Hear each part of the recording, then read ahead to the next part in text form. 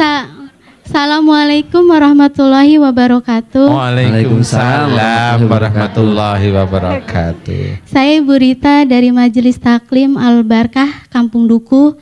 Saya mau bertanya Ustadz. Oh boleh. Sebentar. Sebelumnya saya tanya. Ini majelisnya Pak Haji Barkah ya? Kan. Ya lanjut.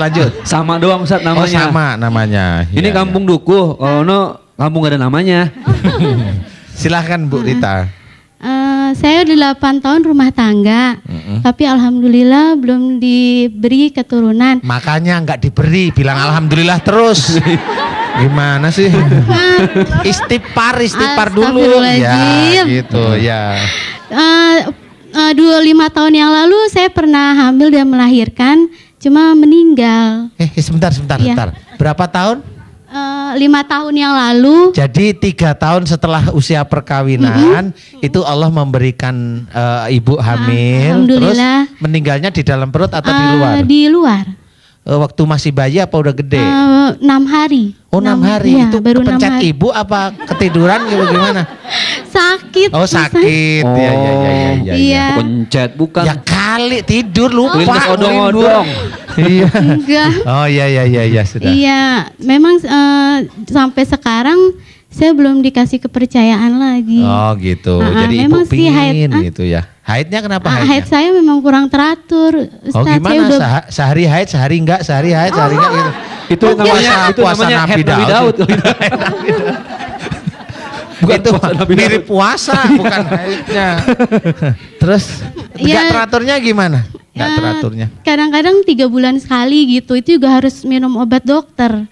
Saya berobat sih kata dokter nggak ada penyakitnya gitu. Oh nggak ada penyakitnya, normal. Iya normal. Suami insya Allah normal ya. Iya siklus haidnya aja yang kurang teratur. Gitu. Apa siklus haidnya yang kurang teratur yang gimana itu tadi? Maksudnya 3 bulan sekali baru haid gitu. 3 bulan sekali baru haid ya. Kadang-kadang 2 bulan, pokoknya kurang nggak tiap bulan gitu. Kalau habis minum obat berapa hari sekali haid? Paling 3 hari. 3 hari haid gitu. Langsung haid ya? Iya. Kemudian nggak haid lagi berapa? Iya 3 bulan, 2 bulan gitu. Oh gitu.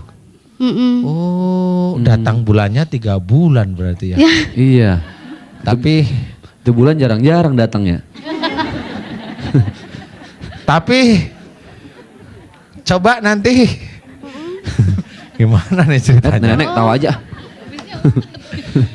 Nanti tapi waktu gadis dulu haidnya kapan? Sebulan sekali? Alhamdulillah teratur. Teratur ya? Oh begini aja. Nanti pada waktu habis haid, nanti 14 hari pada waktu haid, coba 14 hari, situ maaf nih kumpul suami istri beneran. Jadi jangan main-main, beneran kumpulin. Nah emang main-main kemarin? Emang main-main? Gak mau kalau main-main. Oh iya. Colek-colek doang kali. Iya maksudnya beneran serius ngumpulinnya. Serius karena biasanya kalau memang dulu 14 hari itu biasanya pas matang-matangnya sel telur. Ya kumpul suami istri yang baik. Kemudian kalau 3 bulan juga dihitung dari mulai men sampai 1 bulan setengah. 1 bulan setengah itu berarti sekitar 45 hari ya. Itu kumpulin lagi. Kumpul terus. Lagi.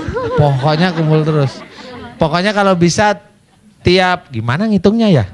3 bulan itu. Iya Ustaz. Jadi memang harusnya rutin tiap bulan berarti Ustaz. Ya harusnya tiap bulan, tiap 30 hari perhitungan hampir hari ke yang 14 setelah men itu. Jadi umpama mens dihitung hari pertama, kemudian hari ke-14 kumpul, kemudian besoknya lagi ngitung lagi gitu aja 1 bulan. Iya, Jadi diambil random aja, diambil ini tapi 1 bulan kurang lebih 28 hari lah ngambilnya. Biasanya kan 28 hari. Coba nanti kumpul beneran serius. Kumpulnya di mana Ustaz? Ya di rumahnya. Antum sudah lupa ya? Udah lupa. Maaf ya Bu ya, ini udah lupa masalahnya. Kirain kumpulnya di aula. Enggak, itu mah kumpul beginian, pengajian. Ibu. Maksudnya iya. Ya, Ibu nanti benar-benar jadi perhitungan setelah mens 14 hari kumpul suami istri, kemudian boleh 28 harinya dari 14 hari itu boleh. Kemudian kelipatan kurang lebih 28 hari deh. Mudah-mudahan nanti Allah ridha dari mulai ini ya, dari mulai mens ya. Tapi serius sama satu lagi kalau normal begini. Ibu begini deh. Kalau ada masalah tolong sering dibicarain, jangan disimpan di hati. Baik. Paham ya? Paham. Jadi kalau dulu memang pernah punya anak, plongin hati ya. Iya. Mudah-mudahan itu bisa menjadikan menstruasi bisa normal kembali ya. Iya. Baik. Terima kasih. Terima kasih. Assalamualaikum warahmatullahi wabarakatuh. Waalaikumsalam warahmatullahi Jadi memang suaminya harus jeli. Kalau romonya udah montong, nah baru itu. Gitu. Baik, pemirsa yang dimuliakan oleh Allah Subhanahu Wa Taala, tetap di MNC TV, jangan kemana-mana karena Ustadz Danu dan Dai Zaki Mirza akan kembali sesaat lagi. Siraman kolbu. Alhamdulillah. Ya ampun, saya khususnya diminta maaf kalau ada canda-canda yang bagaimana gitu Bu ya. Satu intinya biar nggak ngantuk sebenarnya. Habis ibu-ibu kalau agak serius udah begini aja manggut-manggut. Kayak ngerti. Padahal mah kagak. Ya, subhanallah pemirsa yang dimuliakan oleh Allah Subhanahu Wa Taala, tidak mementingkan diri sendiri tanda iman kita dekat kepada Allah Subhanahu Wa Taala. Karena orang itu kalau sudah egois Ustadz ya, kalau sudah individualis, dia mau orang lain berubah, tapi dia sendiri nggak mau berubah. Dia egois, dia mau orang lain itu jangan marah sama orang, jangan emosi, tapi dia sendiri ngebilanginnya marah. Nah, jadi gini Ustadz, biasanya nih orang-orang yang suka mementingkan diri sendiri, egois, nggak mau berubah, itu suka ditegur sama Allah lewat sakit apa Ustaz? Kalau memang egois itu teguran dari Allah Ta'ala itu biasanya melalui, salah satunya itu melalui jantung. Jantung? Ya. Jadi biasanya orang egois itu kan biasanya emosinya juga nggak terkendali. Biasanya. Itu kalau egois bentuknya emosi. Tapi kalau egois bentuknya hanya menyendiri, senengnya menyendiri di kamar nggak bisa bersosialisasi, ditegurnya oleh Allah Ta'ala biasanya nih maaf ya ibu bapak melalui hilang ingatan. Waduh. Biasanya orang yang hilang ingatan rata-rata hobinya pasti sendiri. Benar nggak Bu? Pasti. Jadi nggak enak nih sama yang sebelah saya mana Ustaz? Iya, cari-cari dong yang sendiri.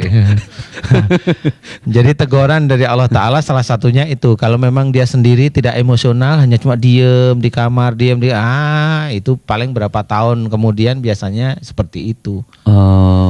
Jadi memang karena hidup ini sudah harus bersama-sama Ustaz ya. Tapi serba salah sih Ustaz gini ya. Kita bersama-sama bergaul pasti ada konflik. Ada masalah, ada aja urusan ini itu. Tapi kalau sendiri hilang ingatan juga. Jadi bagaimana nih Ustaz jadinya yang enak begitu? Kalau memang kita bergaul, ada konflik itu yang pertama kita bisa melihat konflik itu dari diri kita, tidak kan seperti itu ya. Ini kita menilai diri sendiri. Kalau konflik itu tidak dimulai dari diri kita, itu dari orang lain, berarti ini ujian yang harus kita hadapi. Kita hadapi aja. Karena untuk menghadapi ini kita juga akan melihat Quran, kita melihat hadis, kan seperti itu. Sehingga kita pada waktu menyelesaikan masalah tentang konflik tersebut, kita tetap mendapatkan amal soleh. Nah, kalau memang istilahnya konflik itu diawali dari kita, ya kita tetap harus berani meminta maaf istilahnya.